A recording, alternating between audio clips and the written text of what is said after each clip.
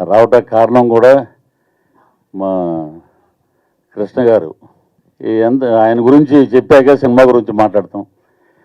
ఆయన పుట్టినప్పటి నుంచే సూపర్ స్టార్ కృష్ణ గారికి ఫ్యాను. చాలాసార్లు మేము ఫస్ట్ సినిమా చేసినప్పుడు ఆయన పద్మాలయకి వచ్చి నేను అబ్జర్వ్ చేశానండి అని చెప్పారు అన్నమాట. నేను కృష్ణ గారి ఫ్యాను, ఆయన కృష్ణ గారి ఫ్యానే. సో సుందరాంగుడు సినిమా తీసినప్పుడు నేను వెళ్ళి రవీంద్ర భారతిలో కూర్చొని చూస్తున్నాం. అప్పుడు తెలియదు నాకు ఆయన గురించి. సుబ్రహ్మరెడ్డి గారు చెప్పారన్నమాట, అద్భుతంగా చాలా ధైర్యంగా ఇన్ని కోట్లు ఖర్చు పెట్టి నువ్వు హీరోగా సినిమా చేసి హ్యాట్స్ ఆఫ్ అయ్యా అని చెప్పి ఆయన చెప్పడం నిజంగా గట్స్ ఉన్న వ్యక్తి. ఒక సినిమాయే కాదు, మామూలుగా సేవా కార్యక్రమాలు అయితే చాలా ఉన్నాయి. ఆయన ఒక డిక్షనరీ లాంటి వ్యక్తి. సో ఆయన ఇచ్చిన స్ఫూర్తితోటే చాలామంది నిజంగా ఈ రోజున చాలామంది చదువుకుంటున్నారు, చాలామంది సెటిల్ అయ్యారు. ఆయన చూడటానికి అలాగా కనబడతాడు. ఆయన ఎప్పుడు జితేంద్ర, ఒక రేఖ గారు ఎలా ఉన్నారో అలాగే ఆయన ఎన్ని సంవత్సరాలైనా అలాగే ఉంటాడు ఆయన. That is Krishna Sai. మంచితనం, మానవత్వం కలబోసినటువంటి ఒక హీరో. ఇండస్ట్రీలో ఎంతోమందికి అవకాశాలు రాని టైంలో ఆయన వారి సినిమాల్లో చాలామందికి కొత్త వాళ్ళకి అవకాశాలు ఇవ్వటం జరిగింది. సో అలాగే డ్రగ్స్ మీద ఒక అవేర్నెస్ ఇప్పుడు అందరూ మాట్లాడుతున్నారు. రేవంత్ రెడ్డి గారు వచ్చారు, డ్రగ్స్ మీద ఉక్కుపాదం పెట్టారు అది ఇదని. దానికన్నా ముందు నుంచి ఆయన డ్రగ్స్ మీద అవేర్నెస్ తీసుకొచ్చి ఒక షార్ట్ ఫిల్మ్ ఒకటి బ్రహ్మాండంగా, షార్ట్ ఫిల్మ్ అని అనలేము, అది సినిమా లాగానే ఉంది అది.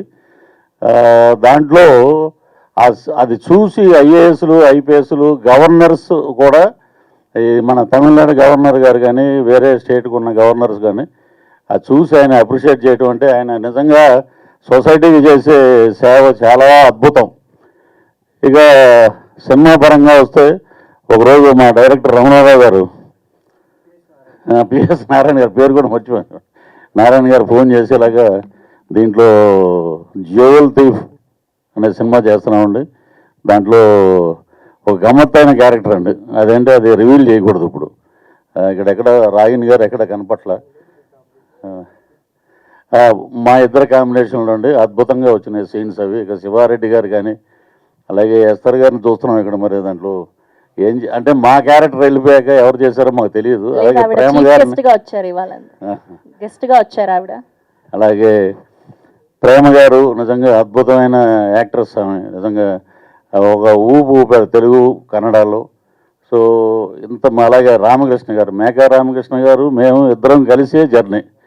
మేము వచ్చినప్పుడే ఆయన ఇక్కడ ఆయన సూపర్ స్టార్ ఇక్కడ టీవీ ఇండస్ట్రీలో అప్పట్లోనే. న్యాచురల్ యాక్టర్ అంటే ఎవరంటే మన మేకా రామకృష్ణ గారు, అలాగే మా తమ్ముడు శివారెడ్డి, అలాగే మా ప్రొడ్యూసర్ ఎక్కడెక్కడ కనపడలా ప్రొడ్యూసర్ గారు చాలా తక్కువ మాట్లాడతాడు ఆయన.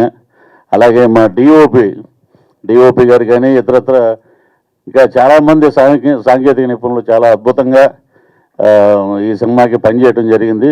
జ్యువెల్ థీఫ్ అది ఏం చేశాడు ఏంటి అనేది ఆ సినిమాలో ఆయన నిజంగా చూడటానికి చాలా సౌమ్యుడు, అసలు ఏమీ తెలియదు అలా అన్నట్టుగా ఉంటాడు అమాయకంగా. కానీ దీంట్లో యాక్షన్ పార్ట్ కానీ మిగతా సన్నివేశాలు కానీ చాలా అద్భుతంగా నటించాడు ఆయన.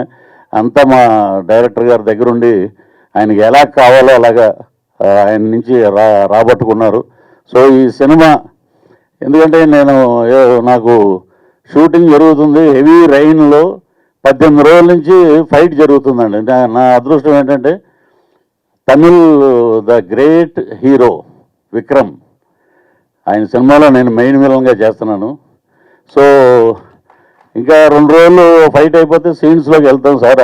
అర్జెంటుగా నేను కొంచెం నాకు ప్యాకప్ చెప్తే నేను బయలుదేరి వెళ్తానండి. నాకు ఎందుకంటే కృష్ణ సాయి గారు అంటే చాలా అభిమానం. మా తమ్ముడు అని అనొచ్చు, తప్పులేదు. వెళ్ళాలంటే పాపం ఆయన సరే మీరు బయలుదేరి వెళ్ళండి అంటే ఎక్కడ 10 కాసి నుంచి 3 hours జర్నీ మధురై ఎయిర్పోర్ట్ నుంచి ఇక్కడికి వచ్చాం. ఇక్కడ రావటం నిజంగా చాలా ఆనందం అనిపించింది అన్నమాట. వారిని చూడంగానే నాకు నిజంగా టీము ఇక్కడ అందరూ మాట్లాడుతున్నారు. సో ఈ ఎక్కడ మిస్ అవుతాం అనుకున్నాం, వచ్చేసాం. సో ఈ సినిమా అటు ప్రొడ్యూసర్ గారికి, డైరెక్టర్ గారికి, క్యాస్ట్ అండ్ క్రూకి, అలాగే కెమెరామ్యాన్ విజయ్ కుమార్ గారికి, అలాగే అందరికీ ఒక అద్భుతమైన విజయాన్ని ఇవ్వాలి, అలాగే ఆ, ఎక్కువ డబ్బులు రావాలని ఆ లక్ష్మీ నరసింహస్వామిని మనస్ఫూర్తిగా ప్రార్థిస్తూ ఈ అవకాశం ఇచ్చినటువంటి యూనిట్కి మరొకసారి కృతజ్ఞతలు తెలియజేస్తూ సెలవు తీసుకుని జై హింద్.